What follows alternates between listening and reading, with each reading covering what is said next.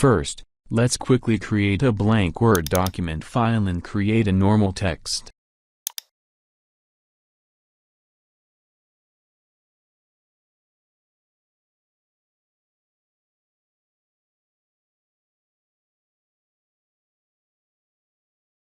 Only select the line you want to be a clickable hyperlink. Go to the Insert tab, then select Link.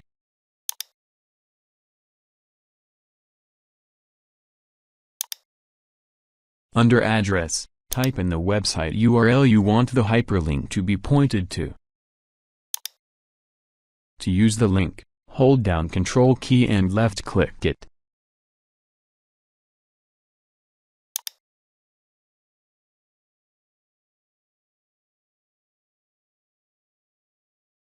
All done. Please subscribe.